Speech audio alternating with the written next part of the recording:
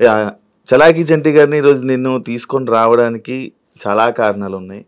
చాలా గ్యాప్ గూడా ఉంది ఆయనకి ఇండస్ట్రీకి, ఆయనకి. ఆ కారణాలకి మనకి తెలియని విషయాలు తెలుసుకునే ప్రయత్నం అయితే చేద్దాం. చంటన్నతో మాట్లాడి చాలా మాట్లాడాలి యాక్చువల్లీ. ఎప్పటినుంచో అనుకుంటున్నాం కానీ ఇప్పుడు కుదిరింది. ఆయన 'బిగ్ బాస్'లో నుంచి బయటకొచ్చాకే నేను ప్లాన్ చేశా. బట్ దాని తర్వాత కొంచెం కొన్ని కారణాల వల్ల అది అలా పోస్ట్‌పోన్ అయితూ రావడం జరిగింది. ఈరోజు వచ్చింది మాకు అవకాశం ఇచ్చాడు అన్న. అన్నకి చాలా థాంక్స్ అన్న. ఈ ఫస్ట్‌దే గుండె నొప్పంటే ఎట్టరా? థ్యాంక్ యూ అన్న నా ఇంటర్వ్యూకి వచ్చినందుకు. Thank you so much. ఆరోగ్యం ఎలా ఉంది? సూపర్. అన్న ఫస్ట్ నాకు బాధేసింది అన్న. మొన్న షోలో కూడా నేను అది చెప్పడం జరిగింది. చాలా వీక్ అయిపోయావు. ఆబ్వియస్లీ ఒకసారి ప్రపంచంలో ఎవడైనా సరే ఒకసారి హాస్పిటల్కి వెళ్ళిన తర్వాత వాళ్ళ పాత రోజులు ఉంటాయంటే అది నమ్మశక్యమైంది కాదు. ఆబ్వియస్లీ వీక్ అవుతాం కాబట్టి. కాకపోతే ఏంటంటే టైం పడుతుంది, పుంజుకోవడానికి కాస్త టైం పడుతుంది. బై గాడ్స్ గ్రేస్ తొందరగానే పుంజుకుంటున్నా. ఎలా బయటపడ్డారు అన్న హార్ట్ స్ట్రోక్ నుంచి? అది తట్టుకొని అప్పుడు మొత్తం అంత పెద్ద ఇదైపోయి ఇండస్ట్రీ వాళ్ళు ఏమైనా హెల్ప్ అలాంటివి ఏమైనా ఉన్నాయా? ఇండస్ట్రీ వాళ్ళ హెల్పా ఎవరూ చేయలేదు బాయ్. ఎట్లుంటుందంటే ఎవరైనా పలకరింపు వరకు బాగుంటుంది, పలకరింపు దాటి ఇంకోటి ఉంటుంది ప్రాసెస్. అది కొంచెం చాలా దగ్గర మనుషులే చేస్తారు.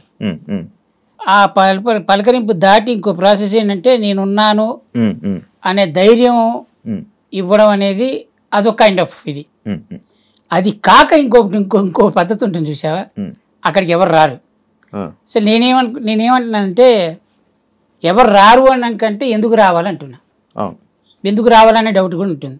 ఇప్పుడు సడన్గా నేనే ఉన్నా, నా దగ్గర ఉండొచ్చు ఉండకపోవచ్చు, నేను చేయగలగచ్చు చేయలేకపోవచ్చు. చేయలేని పక్షంలో నేను చేయలేదు అంటే అవతల తప్పు పట్టుకుంటాడు, అలానే నేను తప్పు పట్టినట్టే. సో ఏంటంటే మనం అవతలని తప్పు పట్టే బదులు అట్లీస్ట్ పలకరింపులు అవన్నీ ఉన్నాయనుకో కొంచెం ఓకే, హ్యాపీ ఫీల్ అవుతాం. బేసిక్గా పెద్దగా ఎవరు పలకరించలేదు. కొంతమంది ప్రముఖులు మాత్రం ఫోన్ చేశారు, పెద్దవాళ్ళే ఫోన్ చేసి జాగ్రత్త, బాగానే ఉన్నావు కదా, ఏదైనా ఉంటే నాకు ఫోన్ చేయి అని వాళ్ళు చెప్పడం వాళ్ళ బాధ్యత. చెప్పారు, చెప్తామంతే. నిజంగా ఆన్ స్పాట్కి వచ్చేటప్పటికి ప్రపంచంలో ఎప్పుడేం చేయడరా. నీ దగ్గర డబ్బులు ఉంటేనే నువ్వు బతుకుతావు, ఇది కలియుగం పాలసీ. నీ దగ్గర డబ్బులు లేకపోతే చచ్చిపో. Straight policy. పెద్ద స్టేట్మెంటే, చాలా పెద్ద స్టేట్మెంట్ ఇస్తున్నా. సంపాదించే ఊపుకున్నంతసేపు సంపాదించుకో, నీకుగా నీకు ఏదైనా హడలు వస్తుందేమో చెప్పలేనని దాచిపెట్టుకో. అంతేగాని మన దగ్గర డబ్బులు లేనప్పుడు ఎవడో వచ్చి మనకు హెల్ప్ చేస్తాడనేది పచ్చి అబద్ధం.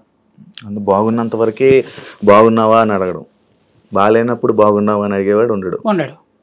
ఇండస్ట్రీలో మన జనాలకి బయట నుంచి జనాలను చూస్తే వాళ్ళకి ఏమనిపిస్తుంది, ఈడిగేంట్రా ఇండస్ట్రీలో సినిమాల్లో పనిచేస్తున్నాడు బాగానే వస్తాయిలే అనుకుంటాడు. కానీ వాడికి తెలియదు మనకి ఎంత వస్తున్నాయి అనేది. ఎంత చెట్టుకి అంత గాలి. ఇప్పుడు మనం చెప్తామా ఏంటి, రోజుకి 5,000 తీసుకుంటున్నామని చెప్పాం.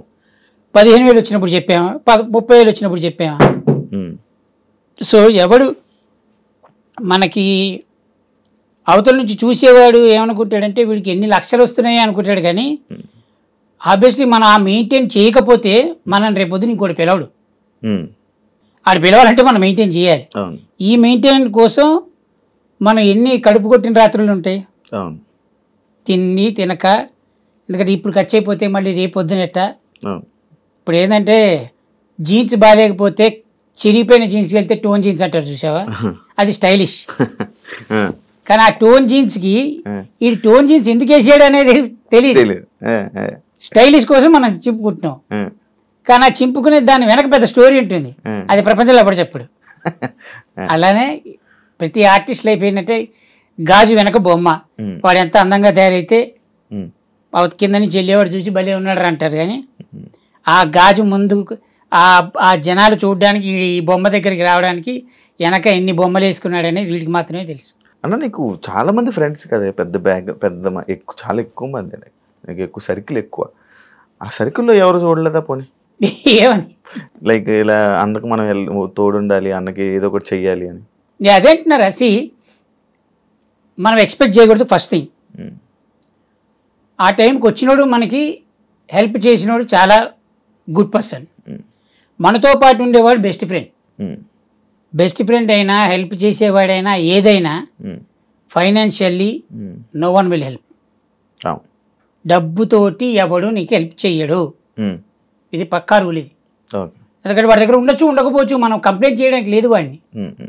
మన దగ్గర డబ్బులు ఉంటేనే, నేనేమంటానంటే ఆ డబ్బు ఉంటే బతుకు, డబ్బు లేకపోతే చచ్చిపో. అంటే ఇవన్నీ బయట జనాలు మాట్లాడే మాటలుంటాయి, కొన్ని పతివ్రత మాటలంటారు. మనం ప్రేమిస్తే చాలు, ప్రేమ వెనక్కి వస్తుంది, రెస్పెక్ట్ ఇస్తే అవతలుడు మనకు రెస్పెక్ట్ ఇస్తాడు. ఇవన్నీ మన లాంగ్వేజ్లో అద్భుతమైన కబుర్లు అంటారు.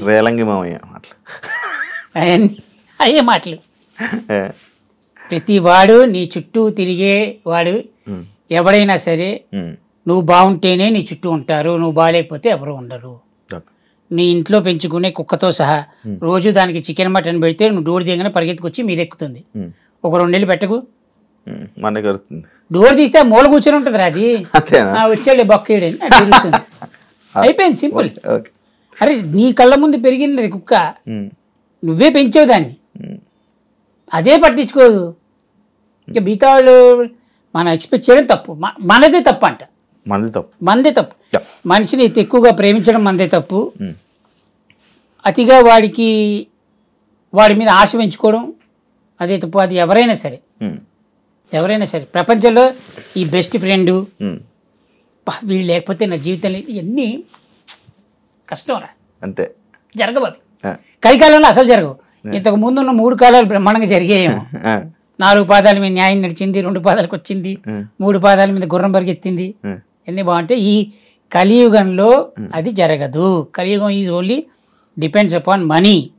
If you have money you live, if you don't have money please go head. అది హెల్లా బెల్లా వెల్లా అనేది.